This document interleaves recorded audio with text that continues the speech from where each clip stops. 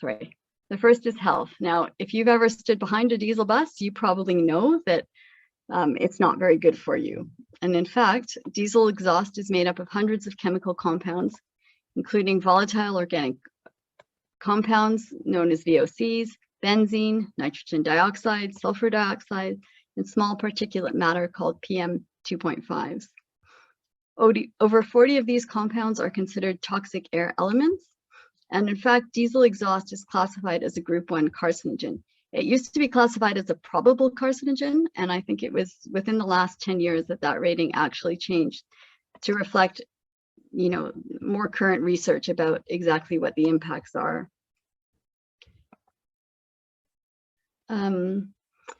So we're all exposed to exhaust from diesel vehicles on our road, but a number of studies have shown that levels of pollutants from diesel exhaust can actually be higher inside school buses than on the road or in the community, as the air is sucked up from the exhaust into the bus itself.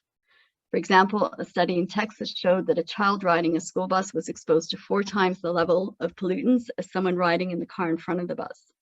Those levels do vary between pollutants and between studies, and it also depends on the bus type. But what we do know for sure is kids on the bus are experiencing higher levels of pollution than the ambient levels. Pollution levels can also be higher in the schoolyard when buses are arriving and leaving, and even inside the school building itself, especially if those buses are idling outside.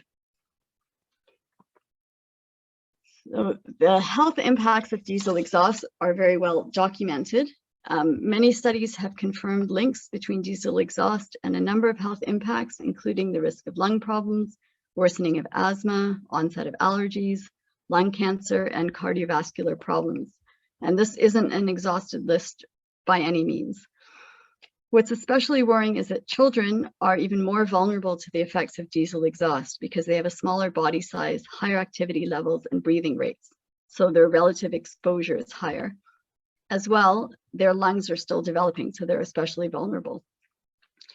What isn't so easy to tease out is exactly how school bus exposure is directly responsible for negative health impacts, though there have been some attempts to quantify that.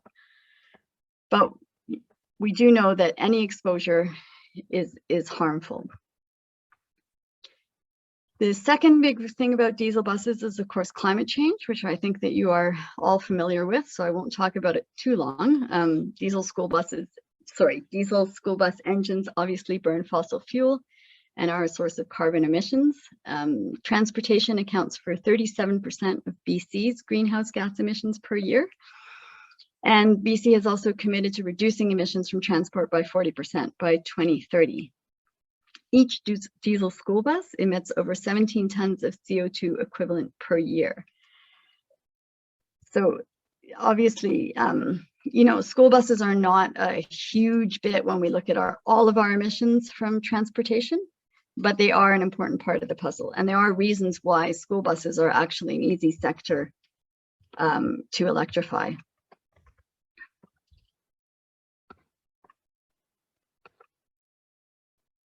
So really just unmute yourself if you have any questions about anything I've said. Don't be shy. I could probably go into quite a bit more detail if you do have questions. So why are school buses, electric school buses, a better choice? So the first thing is they improve air quality for kids and the communities. They don't have an internal combustion engine. That means no tailpipe exhaust, no fumes, and no carcinogenic compounds coming out of the back of the bus. That can be also important for places where the school bus drives up and down the street. I was outside the other day when a bunch of school buses were passing, and you could really smell the change in that air, just from the 5 buses as they were leaving the school. And I was thinking about, the families that are out with their kids on the street when they're dropping off one of the siblings at the bus. And, you can really see how that makes a big difference in some communities. Of course, electric school buses are also important for combating climate change. They're zero-emission vehicles.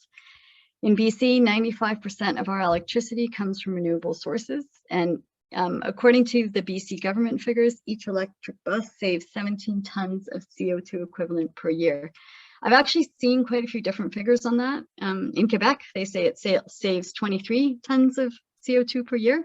What I really think is any savings is an important one. And just to give you a little bit of comparison, 17 tons of CO2 emissions is roughly equivalent of driving across Canada from Victoria to Newfoundland 9 times.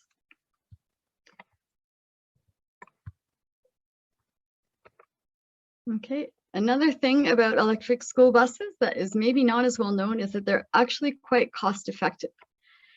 So they have a much higher purchase price. They're more than twice as much as a diesel bus, about $350,000 for an electric bus compared to about $145,000 for a diesel bus. But the running costs are much lower. The electric engines have very few moving parts, so maintenance costs are expected to be about 60% lower, and the running costs, because of the price difference between electricity and diesel, is about 80% lower. So that's estimated to save districts about $20,000 to $30,000 per year per bus, and giving the bus a payback period of 7 to 8 years. Another exciting thing is most of the buses, I think, or many of the buses now have vehicle to grid transfer options. So, essentially the bus is like a huge battery. They can charge the bus at night and then discharge excess power during the day back to the grid, sell it back to the grid, and also potentially use it in the case of a power outage.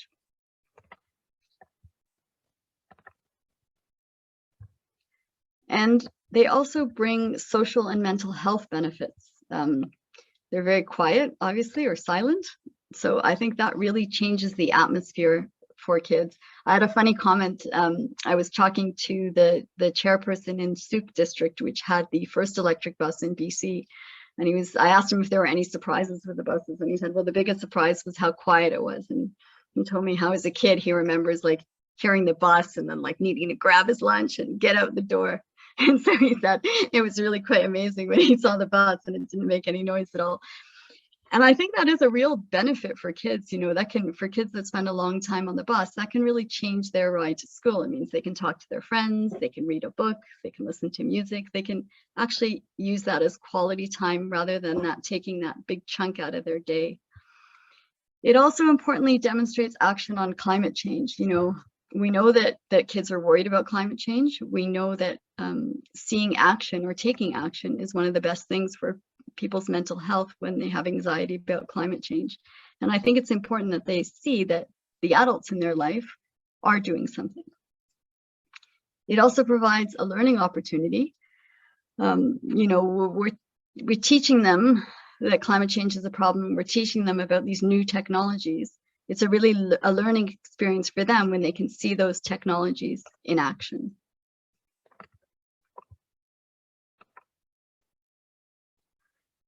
So the good news is change is coming. And there's a quote from George Heyman: our kids deserve a clean, healthy future, and that's why we're investing in zero-emission school buses in communities across BC. This is actually a change that's happening all over the world. There's a lot of activity in the US with electric school buses right now, and also in Canada. Within Canada, Quebec and PEI are the furthest along, I would say, and they've both made commitments to electrifying sizable portions of their fleets. And BC is probably coming in next. Unfortunately, there's really not as much progress in Ontario or the Alberta, Saskatchewan, and Manitoba. And some of the rest of the Maritimes aren't kind of as far along. But generally speaking, the whole movement to electrify school buses is really picking up. And that's a good thing because, of course, the more buses out there, the easier it is for others to learn from that experience and take them on. So in BC, in May 2021, the first electric bus arrived in Souk School District 62. And by fall of 2021, we now have 18 electric school buses in 13 school districts. I'm in some of your school districts as well. I know in SD5, they have one in Cranbrook.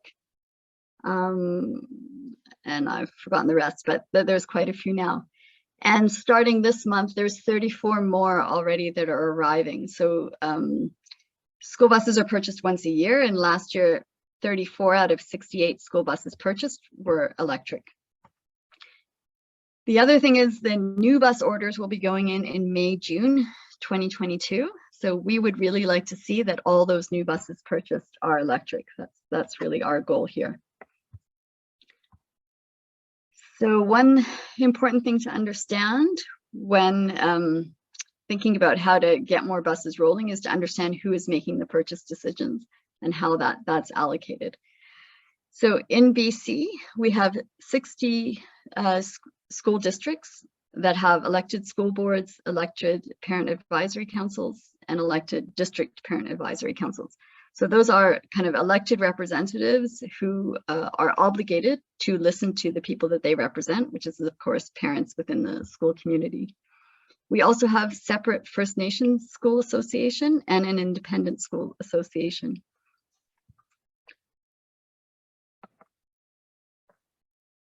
In terms of buses, there are 1,750 school buses. I believe this is for the districts only. So I believe that these figures don't include the independent schools or the First Nations schools.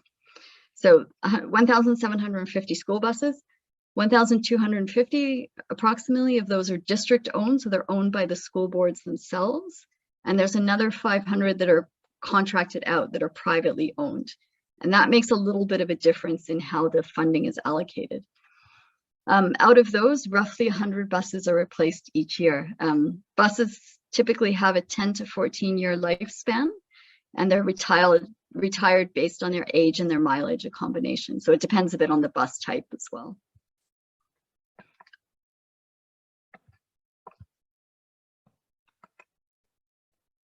Sorry.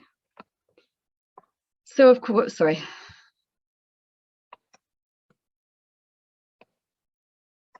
So one of the important things to look at is the funding, of course.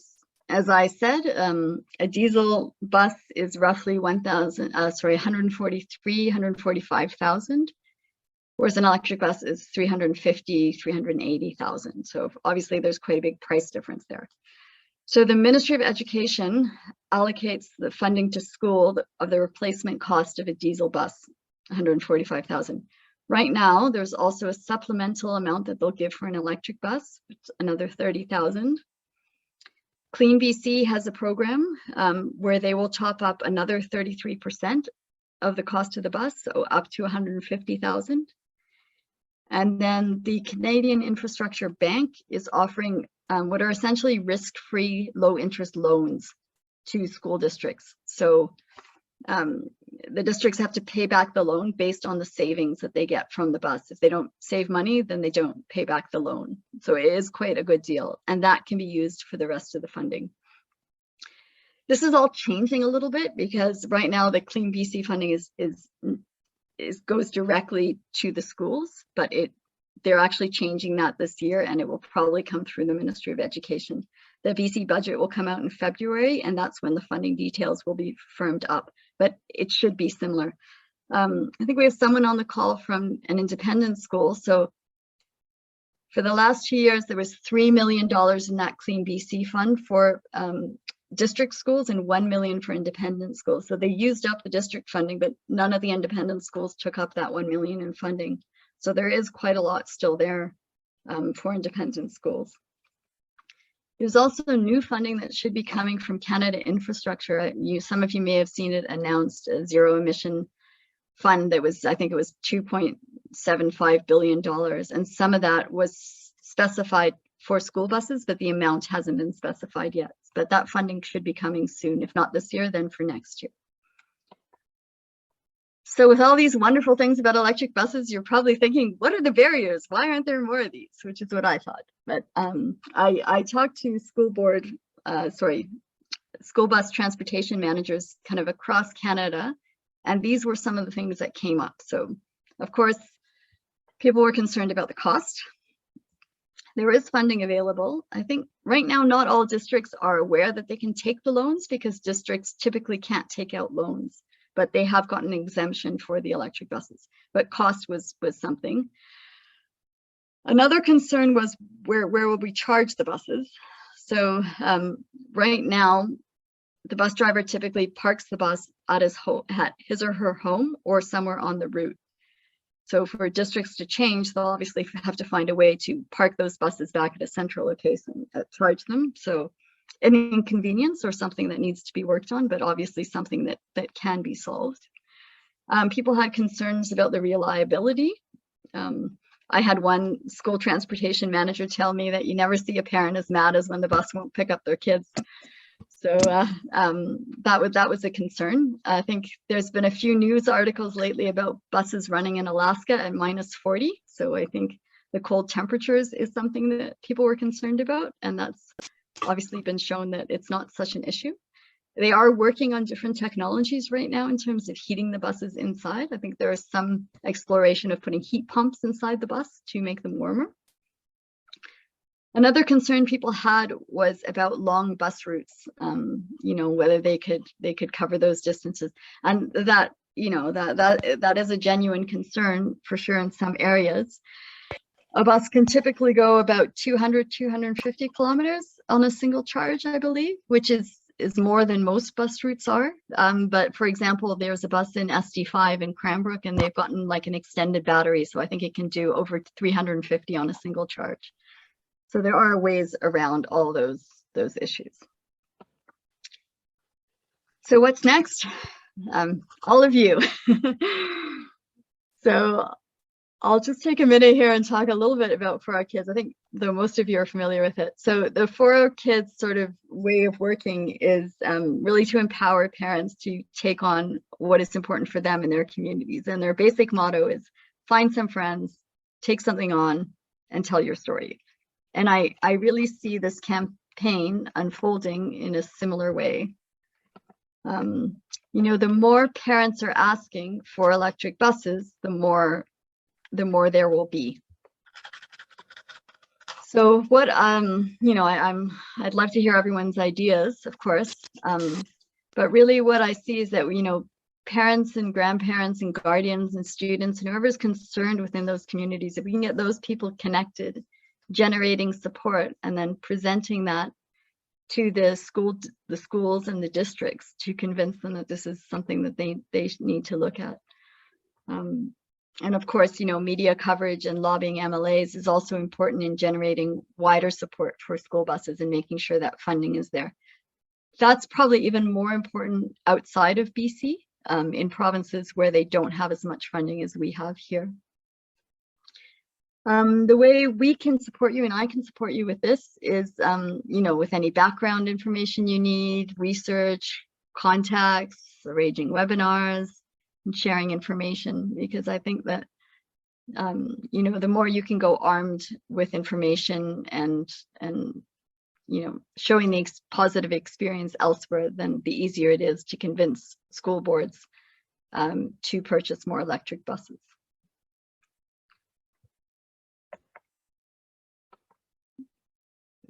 So thank you all for listening. It's actually very different presenting on Zoom than in person, but I'm going to stop sharing my screen right now, and hopefully we'll have some questions.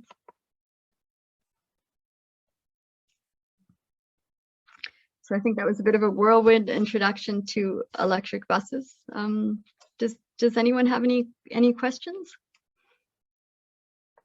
Guys, if you do, just either raise your hand or you can type a question in the chat or whatever you're comfortable with.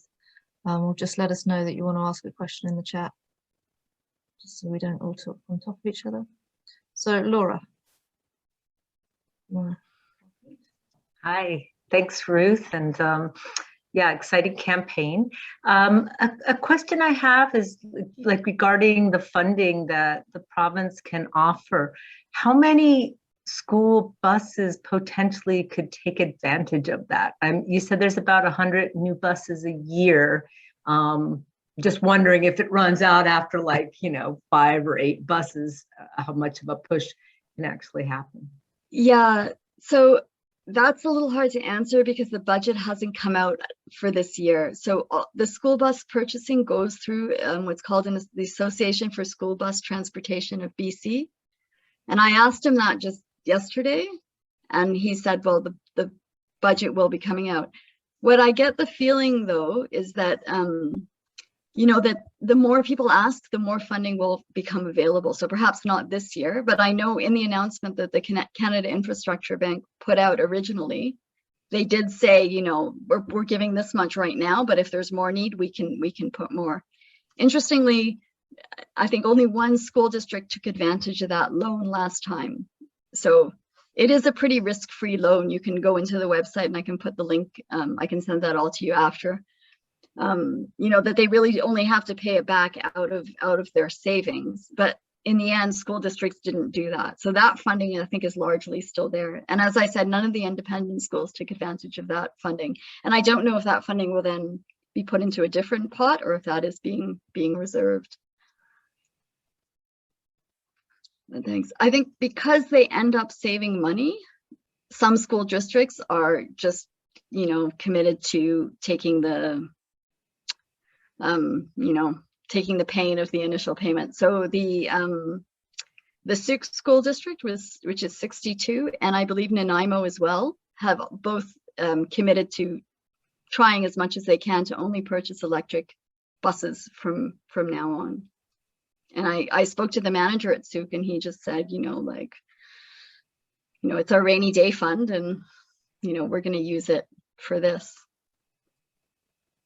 But that is a great question. I mean, cost is the major barrier. That's what school districts are really saying. Okay. Thanks, Laura. Good one to raise. So we've got another question here from Richard in the chat about, are there any limitations for the funding the Francophone schools? School system? Yeah, I think the Francophone schools just come under the district schools. And what is a little bit complicating is that some of the buses are contracted out. So it works a little bit differently with the buses that are contracted out. I think the schools then get an amount per student and they can use that as they want. And then they hire the bus services. There is, I think the contractors, I think, can also get a loan for some of that infrastructure, but it is a little bit different. What kind of needs to happen in that case is the school needs to be asking the contractors to get an electric bus. So I think, you know, it does all come back to the schools. The schools kind of have the say on what they're hiring or what they're purchasing. So any communication from parents to the schools to say, this is really important for us, this is what we want, will somewhere down the line result in more electric school buses. It's just the different purchasing pathways mean that can happen sooner or a little bit further down the line. Lorna, the Francophone school district is less regional, like it's for all of BC. So it's got like however many schools, but they're in different school districts, but they're their own kind of, it's like the First Nations Health Authority, if that makes sense. Like they have services in all districts, but they're called the 60th school district, but they're not like specific to a region, if that makes sense. Yeah, they're the separate association, aren't they? Yeah, I don't know. We need a parent to dig in and find out and ask the questions. Like I think they might be on contract. Is that right, Ruth? Yeah, so I actually asked for a list of which districts were contracted out and which were district-owned buses. There's not like one definitive list, but the Francophone, I think, is one that definitely contracts out. To make it even more confusing, some of them own their buses, but they contract out the labor to run the buses. That was the case with Penticton, at least. So it does take a little bit of digging in your school system to ask, but most of them have some district buses. Did you want to follow up on that, Richard? Yeah, excuse me. Thanks so much, Ruth and Lorna. I know that, like, I'm in Vancouver, and I know that the school that we're with, which was previously part of a slightly bigger school, Francophone school, they're all contracted out. That's correct.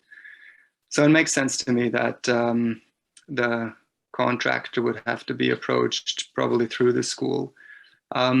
As a follow-up question, I'm wondering if you could speak to a typical process that you're familiar with, that a parent like us would need to go through in approaching the school, and just if you could speak to the extent to which, yeah, what it would take to go through that process and how long things take, maybe how much involvement, how many hours based on previous experience of parents like us. Yeah, that's a really good question, Richard, and thanks for raising that. I mean, the amount of time and effort it takes is a big thing. I think really what you have to keep in mind is that school boards are elected to represent parents. So just like any other elected representative, they really have a legal obligation to hear and take on the concerns of parents. So there are channels of doing that. I think anybody is allowed to approach the school board. Of course, another way is through the PAC, which is the Parent Advisory Council. So that's kind of at the school level. It's dealing with different kinds of issues, but it is also a good place to connect with parents, to raise it as an issue, and then take it onto the board. I know Paul, who's on this call, has been working for a long time in his school district, and I think it's fair to say it hasn't always been easy. I think it depends a lot on the school, actually. Souk that has committed to going to all electric vehicles, the initiative came from within the school itself. It came from the transportation department. But when I asked him about the role the parents can play, he said, for sure, we knew we had the support of parents, we had the support of students. So having that, knowing that the school is behind that kind of decision is always going to be important. So, I would say it's always worth, becoming involved in pushing that forward, and it's always going to have a positive effect. If you push harder, the effect comes faster. If you do as a gentle reminder, if you don't have so much time to be involved, then, it's still a worthwhile thing to do. I think the more voices out there, the more they get listened to. Paul, did you want to add something on that? Yeah, since I've been at it for a couple of years in the Sea to Sky corridor, I could add a few things. You touched on it a bit, Ruth. It's kind of surprisingly very dependent on almost the personality of the school district and its upper management staff. I think you have the example of Souk, where they just make it a priority, and it doesn't take that much pushing.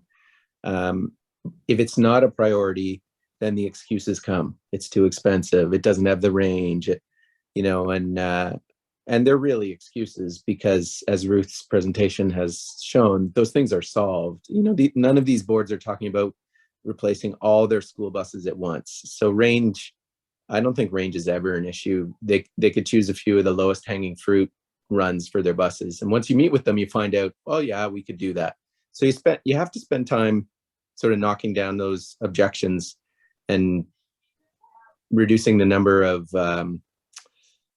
members of staff who are looking for excuses, frankly, because they see other priorities. They're not very concerned about climate action, or they just have a lot of other pressures. So I think it's very dependent on the personality of the district. Okay. Thank you. Useful to hear your experience.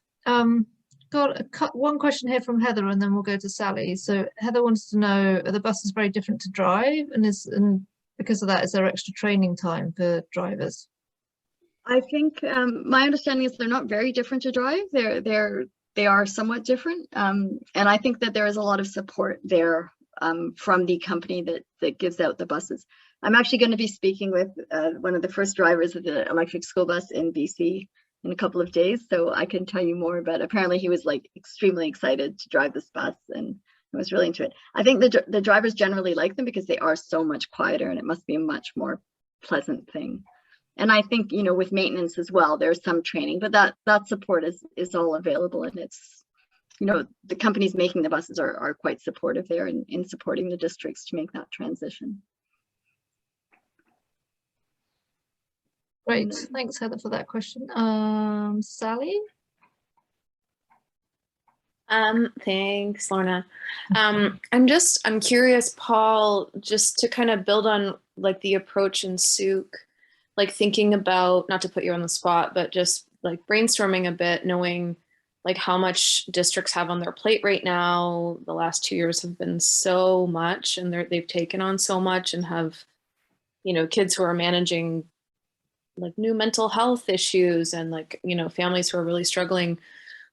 Like I work with school districts now in a different capacity, but like hearing from other districts and other superintendents or other trustees where this has gone well would be super powerful, I think. And even just like that first step of opening the door to talking to our trustees or our superintendent.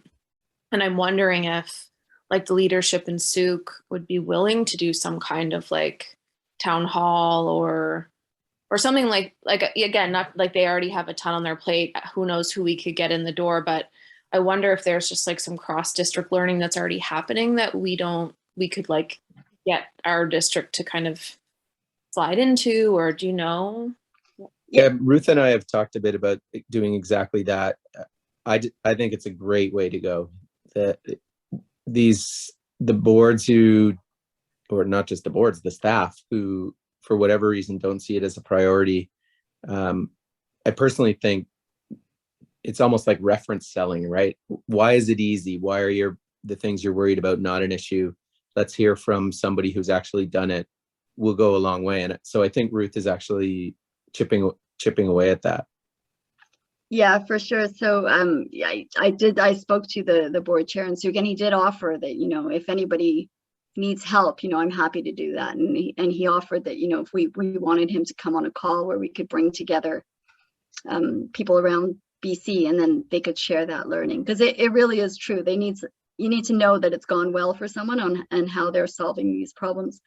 There's also a fantastic guy at the Association of Student Transportation of BC who really is pushing for electric buses, and he's a great resource for districts as well in terms of understanding funding options and talking about the buses and all that. So that's, you know, something as we get going with this campaign that I really hope to do is, and that's some of the support that the For Our Kids national team can really offer, is those tools to help convince school districts who, you know, everybody wants to electrify, everybody wants to solve climate change. It's not that I think people are resistant to doing those things. It's just that they have genuine concerns from their side on how they are going to make that work in their district. And as you say, Sally, you know, they've had a lot on their plate in the last year. The thing is, once the bus is bought, you know, that bus is going to be there for another 10 to 14 years. So it's really important that when they buy them, as much as we can, that they're electric, I think. Yeah, absolutely. Okay. Yeah, it'd be great to continue that, because I have a lot of questions about like trustees or superintendent, and I'm sure there's lots of experience already. Yeah, that's a really good idea. Okay, well, we'll definitely follow up on that.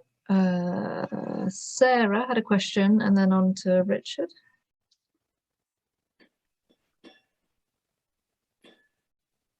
Hi, yes, thanks so much for a great presentation. I'm sort of, listening in on your conversation tonight from Ottawa, because we are hoping to get this started here, and there's another group in Ottawa that has a bit of funding. So I guess I was curious. I loved all your figures at the beginning. Where did you find all those stats, or like, is that something easy that I could find for Ontario? You know what I mean? Like, is it's like all about the bus, how many kilometers and all that kind of stuff? Yeah, so there's quite a bit available on the bus's website. So the Canadian manufacturer Lion Electric is one of the big school bus names, and they are manufactured in Quebec. That's not where most of the buses in BC are coming from right now, but I imagine in Ontario that might be more relevant over there. But I can certainly share with you some of that. And I've put quite a bit up on our website as well. So if you go into the backgrounder, I put some of the more kind of technical information, but that's definitely something we can share. It's a little bit of a different situation in Ontario because they don't have the same funding as we have in BC. It's quite sad, actually. They had a pilot project, I think in 2018 or 2017. But when the next government came in, it got scrapped. So I can't remember how many buses they bought. It was something like 8, and they were supposed to log them and like collect all that data. And I think it all kind of fell by the wayside with a change in government. So, you know, hopefully things will be changing there soon. And I think the more it gets in the news, the more pressure there is. You know, there'll be that change where they can really get some funding going for it. Okay. Actually, I'll just add something about Ontario because I forgot. So in Ontario, it works much differently in terms of the schools are part of these large consortiums, and the consortiums contract out the school bus services. Okay. But I did see in the news that I think First Student, which is like a huge school bus company, they've got lots of subsidiary companies. They just bought 1,000 or ordered 1,000 electric school buses. And they are then going to allocate those to districts that show interest. I mean, they need to see where they're wanted. So, and they definitely operate as well in Ontario. I don't know how many of those are going to Ontario, but there is maybe some scope of schools showing interest and getting them, because that's all done through private contractors in Ontario. Got it. Okay. So they're not funded through the school board then, kind of thing? They're funded through the school board, but from my understanding, they don't own the buses. Okay. So they kind of come together and then they contract them out to these companies that run the school bus services. So the whole funding thing is a little bit different. Is weird. And would they? It's not weird necessarily, but it's just different. It's got to work a different way.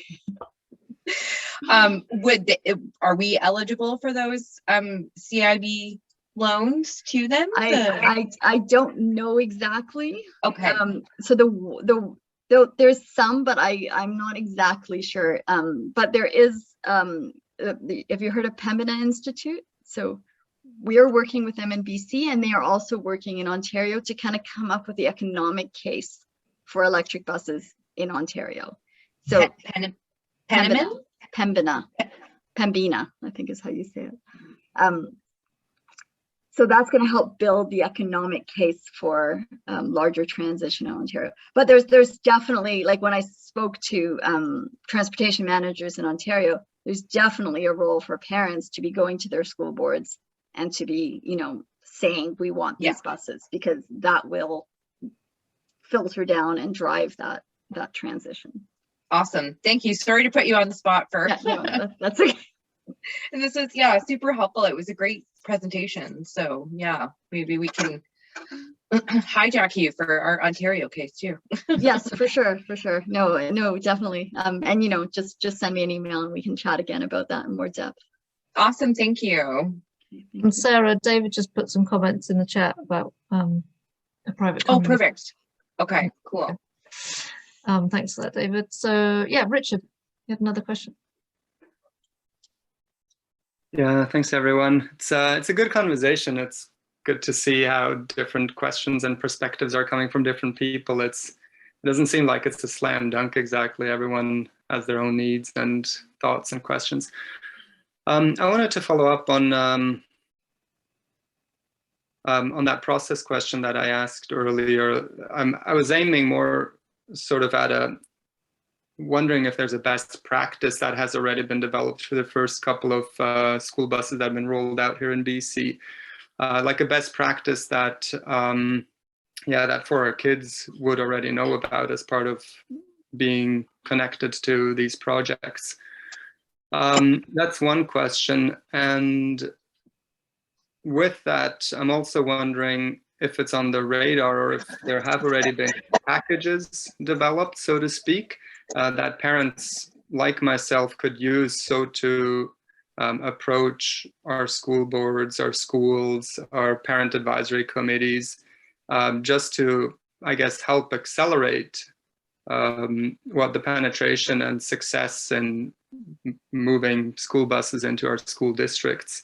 Again, based on lessons learned, as opposed to everyone going about it in an organic kind of way and learning, and us all being lay people because we're not professionals in the area.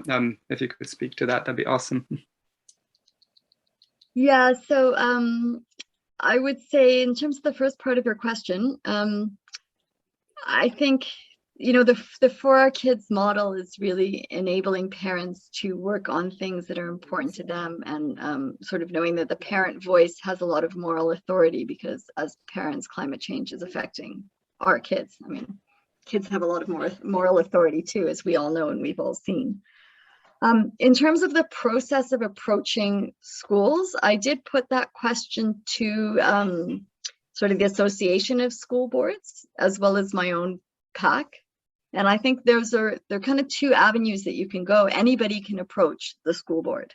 We really have the legal right to approach the school board. Those are the school board trustees who represent us as parents. I don't even know if they represent everyone in the community. And also the parent advisory councils are a relationship with parents in the school. So they're both places that you can go and voice opinions on this. The parent advisory committee doesn't really have anything to do with buying the school buses. They are just a place for parents to communicate with the school. So they're both very valid avenues, I think, to go through, either through the PAC to generate more support from other parents perhaps, and then to the district. But I don't think you need to feel shy about going to your district school board, because that is what they're there for. In terms of For Our Kids, I mean, Lorna can speak. She's been involved with For Our Kids for longer than I have, but a lot of parents have developed good relationships with their MLAs as well. And of course, that is another part of it, is raising the issue of funding, because the more funding there is, the more buses will get adopted. In terms of the campaign, that is something that we will be developing, is tools to help parents go to their school board. So I can help with presentations. I was kind of a template presentation with all the facts. If you go on our website, there's quite a good backgrounder there. And, I'm here to help with any of that background research, because it can be quite hard to get that information and to get it, well sourced so that you feel confident going to a district school board. So I'm certainly here to, help with any of that as needed. So I hope that answers your question. Yeah, and I guess just to add to that, Richard, so the eBus campaign from For Our Kids has only really just kicked off in the last 3 months. So we haven't got like a perfect model that we've been running for years. This campaign is new to us.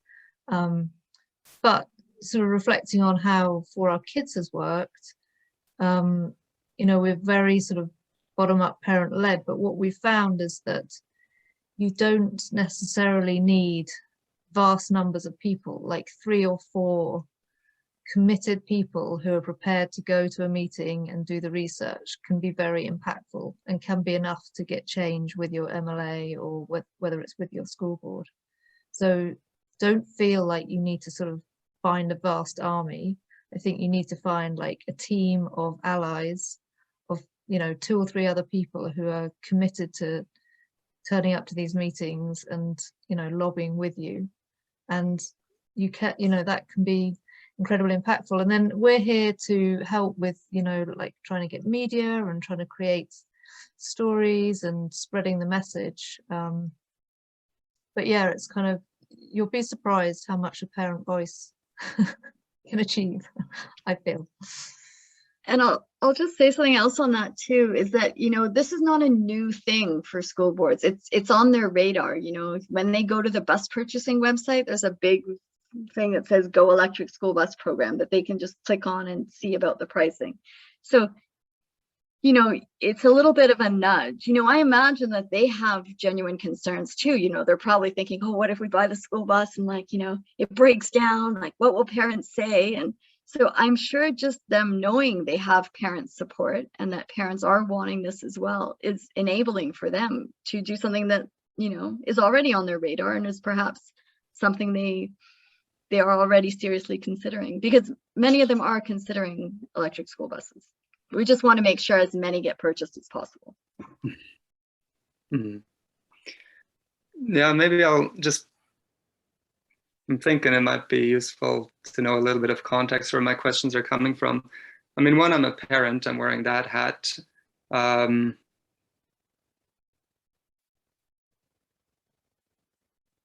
wearing the hat of a parent, I think maybe, I'm not sure if we're all in agreement, but I receive at least 1 email per day from the school itself or the school district there's a Francophone representation here in BC. And so it's actually the ministry that we get emails from as well.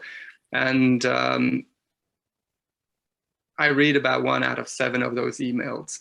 And so just to show or to remember that parents are super busy, with their own kids, etc. And then starting and launching an initiative that who knows how long it goes and how many steps are required and how much time ultimately per week. To me, that's an obstacle, personally. I hope not for others. And so that's why I'm thinking, what kind of, like, if there would be best practices, or at some point in the future, if there aren't yet already through For Our Kids, if there are best practices, lessons learned, campaign promotional materials such as interviews from a previous bus driver who has transitioned and how successful and easy or not easy that was for them. Support to partake in initial conference calls by, say, for instance, the Souk School District. Like any such third-party references and support materials, I think would go a really long way.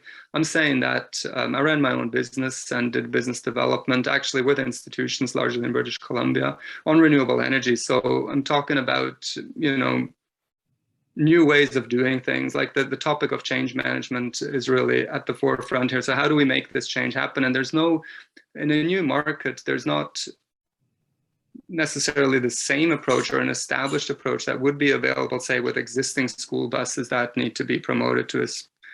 I know that's not a good example, but any existing market is going to have more established processes as to how to promote something.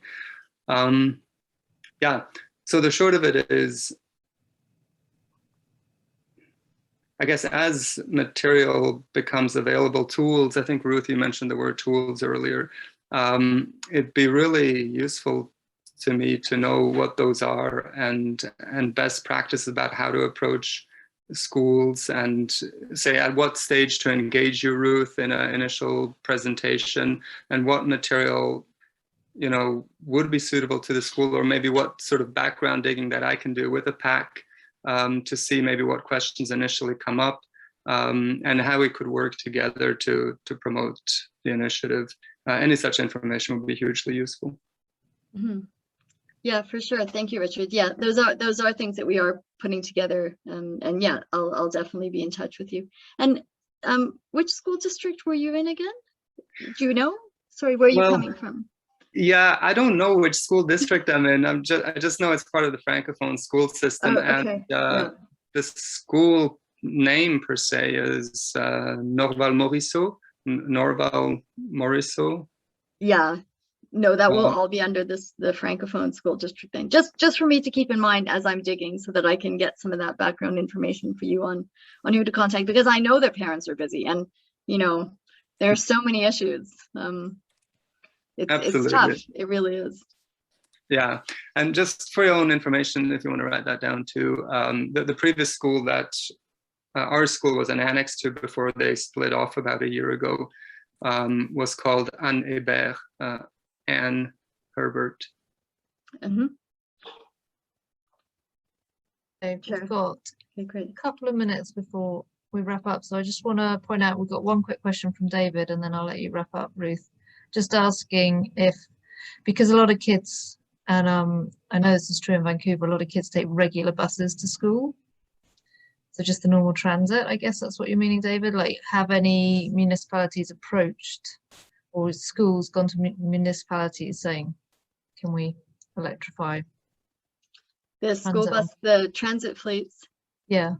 Yeah, not that I'm aware of. Yeah, in Vancouver, they mostly take public transport, and there is kind of a whole separate initiative on electrifying transit buses, but that funding is different. I don't know how the funding works with kids that take the public buses. I imagine that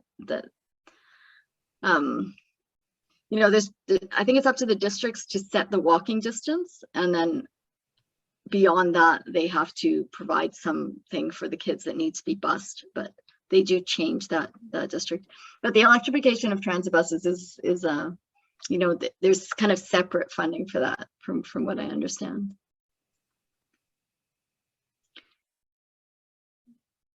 Excellent. So, you know, at this stage in the campaign, really I'm gathering interest and gathering parents, and it will really, you know, the success will really depend on people working with their school districts and having an impact. So, you know, I'll be sending out a kind of summation with email with some more links for you. And then please do get in touch with me by email if you would like to be more involved, and we can talk about next steps and taking it forwards, and think about how I can connect you with other people in the For Our Kids network. So if there are no further questions, thank you all very much for coming this evening. I mean, I know everyone's busy, and I know an hour of your time at night is actually a really big thing for parents and for anyone. So thank you very much for coming. And just let me know if you have any further questions.